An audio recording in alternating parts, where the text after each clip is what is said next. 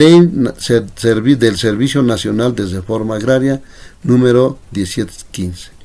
En su artículo 81, inciso 4, se llega a un proceso oral agrario, establece excepciones admisibles. Y lo mismo el artículo 83, inciso 4, buscan la tentativa de la conciliación. Esa es la modalidad de conciliación judicial, especialmente en el aspecto judicial. Muy bien. Ahora pasamos al 5.2, o sea, la modalidad administrativa. En la modalidad administrativa podemos citar, inciso A, Ley General del Trabajo de 1942 y su Decreto Supremo de 1943.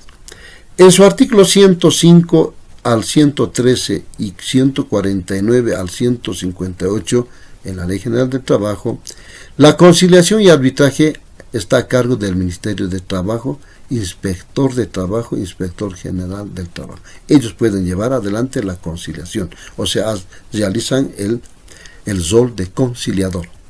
Y otro tenemos la Ley del Servicio Nacional de Reforma Agraria, número 1715. El artículo 18, inciso 9, busca promover la conciliación, o sea, cómo empezar, cómo realzar. Y el artículo 66, inciso 3, saneamiento de propiedad agraria en base a la conciliación. Entonces miren qué importancia tiene la conciliación en nuestro aspecto judicial. Bien, continuamos. Tengo 5.3, Ministerio Público, la ley número 260, Ley Orgánica del Ministerio Público. ¿Qué pasa? En la Ley Orgánica del Ministerio Público establece en su artículo 64 conciliación lo siguiente. El Ministerio Público persigue delitos patrimoniales o culposos que no tengan por resultado la muerte y que no exista un interés público. Esa es una parte importante, que no exista muerte de una persona. Otro, el fiscal solicitará asesoramiento y el auxilio de personas o entidades especializadas en la conciliación. Puede ser que el fiscal puede buscar el auxilio, por ejemplo, el auxilio de personas o entidades, que en este caso puede ser el señor juez de un caso que conoce. Entonces, miren, todo esto llega a Ministerio Público. El 5.4 comunitario es otra modalidad también. La Constitución Política de Estado Plurinacional, en su artículo 304, parágrafo 1, contempla la conciliación, especialmente habla de las autonomías de indígena originaria campesina, podrán ejercer las siguientes competencias exclusivas. Inciso 8. El ejercicio de la jurisdicción indígena originaria y campesina para la aplicación de justicia y resolución de conflictos a través de normas y procedimientos propios de acuerdo a la Constitución y a la ley. Entonces, ellos también se suman que realicen la conciliación con sus propios procedimientos, pero siempre basándose en la Constitución Política del Estado Plurinacional y la ley. Bien, esa sería la modalidad. Otra modalidad tenemos 5.5, privada, independiente, institucional. Explicamos. Tiene como norma la ley número 708, Ley de Conciliación y Arbitraje.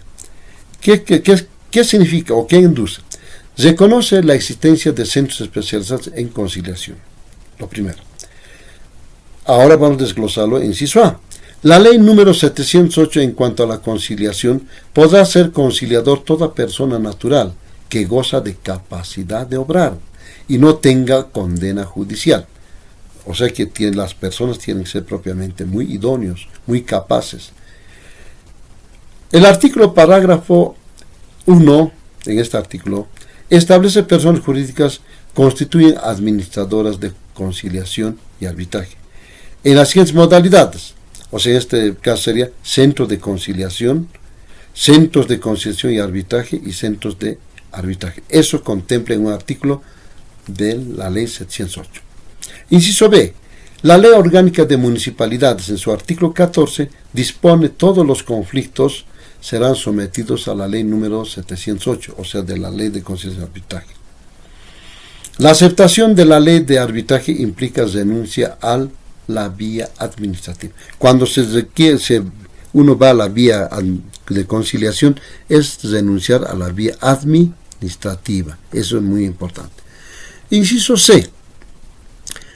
El Código de Minería, en su artículo 144, las partes podrán convenir la indemnización por expropiación o servidumbre a través de negociación o conciliación. Pueden negociar o conciliar. Por eso se llama también la conciliación asistida. Entonces, esa sería en la privada, independiente e institucional. Luego tenemos 5.6, arbitral.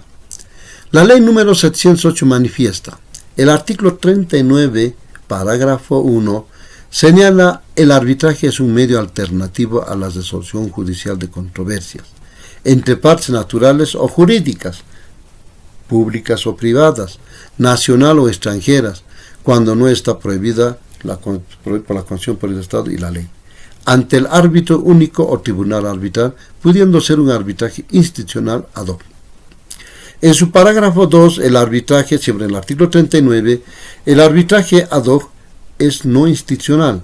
¿Qué significa? Donde las partes establecen procedimientos, efectos, nombramiento de árbitro. Si las partes no acordasen otro, el tribunal arbitral dará terminadas las actuaciones por laudo arbitral. Bien, esa sería entonces con relación a la modalidad arbitral basado en la ley 708. Luego tenemos 5.7, anexa a los tribunales departamentales de justicia. ¿Qué ocurre? La ley de conciliación y arbitraje indica: el artículo 77 manifiesta auxilio judicial, que hace rato habíamos mencionado. Se refiere a las autoridades judiciales para conocer, resolver las controversias, los asuntos de los árbitros de emergencia, árbitro único o tribunal arbitral. Entonces, esos son anexas a los tribunales departamentales. Bien. 6. Diferencia entre conciliación judicial y extrajudicial. Aquí también mencionamos al tratadista Esteban Sanginés, señala las siguientes diferencias. En la conciliación judicial existen limitaciones, tiempo, logística y formalidad. En cambio, en la conciliación extrajudicial existen características propias y fomenta la creatividad. Bien, aquí hay tiempo, logística y formalidad. En cambio, aquí fomenta la creatividad. ¿Qué significa?